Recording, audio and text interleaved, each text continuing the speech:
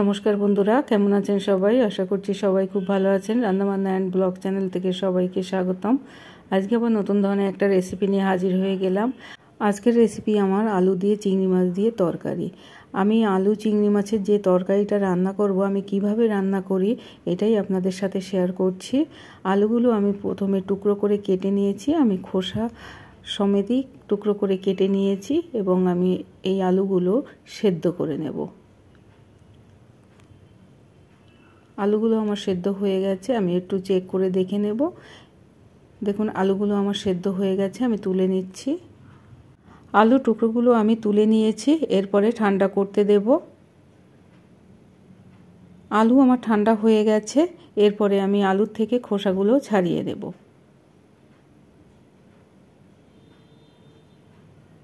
এভাবে আমি সব আলু থেকে আমি খোসাগুলো ছাড়িয়ে নেব।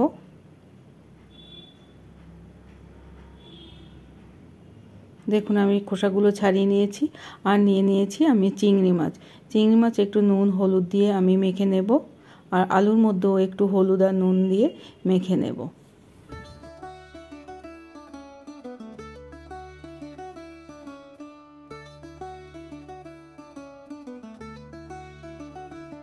অন্যদিকে কড়াইতে আমি তেল দিয়ে দিয়েছি। তেলটা একটু গরম হয়ে গেলে আমি আলুগুলো দিয়ে দেব। আলুগুলো একটু ভেজে তুলে নেব।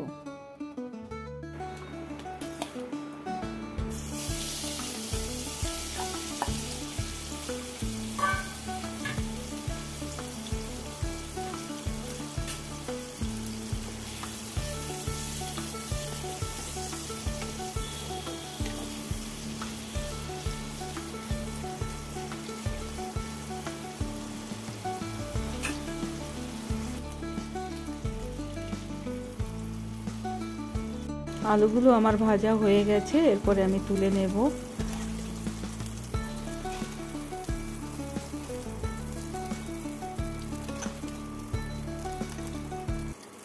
ওই তেলেই আমি চিংড়ি মাছগুলো ভেজে নেব। চিংড়ি মাছ খুব বেশি ভাজবো না, একটু হালকা ভেজে নেব চিংড়ি মাছগুলো। চিংড়ি মাছ যদি বেশি ভাজা হয় তাহলে কিন্তু চিংড়ি মাছ শক্ত হয়ে যায়, তাই একটু হালকাই ভেজে নেব।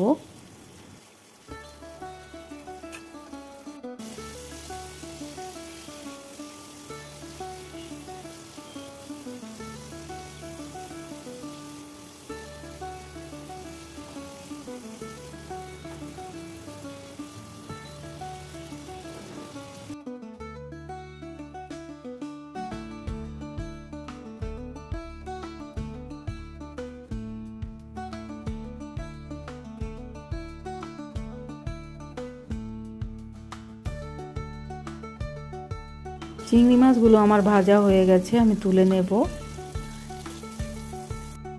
ওই তেলেই আমি দিয়ে দিচ্ছি জিরে ফোড়ন। আমি 1 চামচ জিরে ফোড়ন দিয়ে দিলাম। জিরে থেকে একটু সুগন্ধ বেরোলেই দিয়ে দেব 1 চামচ আদা বাটা।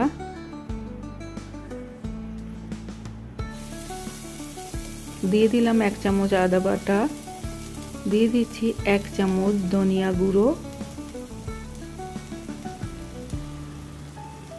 দিয়ে দিচ্ছি 1 চামচ জিরা গুঁড়ো। দিয়ে দিচ্ছি 1 চামচ লঙ্কার গুঁড়ো। সামান্য একটু জল দিয়ে ভালো করে কষিয়ে নেব।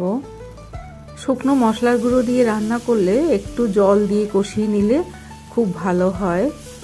দিয়ে দিচ্ছি 1 চামচ হলুদের গুঁড়ো। দিয়ে দিচ্ছি 1 চামচ লবণ। সব উপকরণ একসাথে খুব ভালো করে কষিয়ে নেব। এরপরে দিয়ে দেব সামান্য একটু চিনি, 1/2 চামচের থেকেও একটু কম চিনি আমি দিয়ে দিলাম। এরপরে আমি দিয়ে দিচ্ছি নারকেলের দুধ। নারকেলের দুধটা দেওয়ার পরে খুব ভালো করে মশলার সাথে কষিয়ে নিতে হবে। আমি অর্ধেকটা দুধ দিয়ে দিলাম, আর অর্ধেকটা আমি পরে ব্যবহার করব। নারকেলের দুধটা দেওয়ার পরে খুব ভালো করে কষিয়ে নিতে হবে তেল ছেড়ে আসা পর্যন্ত। এরপরে আমি দিয়ে দিলাম ভেজে রাখা আলুগুলো। মশলা থেকে যখন তেল ছেড়ে আসবে তখন আমি আলুগুলো দিয়ে দিলাম, আর দিয়ে দিচ্ছি যে ভেজে রাখা চিংড়ি মাছগুলো, সেই চিংড়ি মাছগুলো দিয়ে দিলাম। এরপরে চিংড়ি মাছ আর আলু মশলার সাথে খুব ভালো করে কষিয়ে নিতে হবে।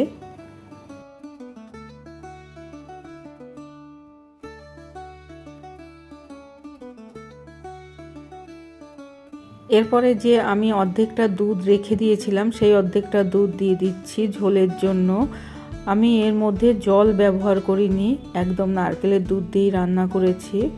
নারকেলের দুধ দিয়ে আলু চিংড়ি মাছের এই তরকারিটা বাড়িতে আপনারা একবার ট্রাই করে দেখতে পারেন, খুবই ভালো লাগে খেতে গরম ভাতের সাথে। দিয়ে দিচ্ছি দুটো কাঁচা লঙ্কা। কাঁচা লঙ্কাটা দিয়ে আমি কিছুক্ষণ ঢেকে রান্না করে নিয়েছি। আলুর তরকারিটা আমার রান্না হয়ে গেছে।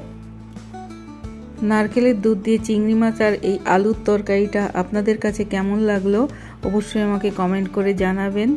আর যদি ভালো লেগে থাকে তাহলে আমার সাথে থাকার অনুরোধ রইল।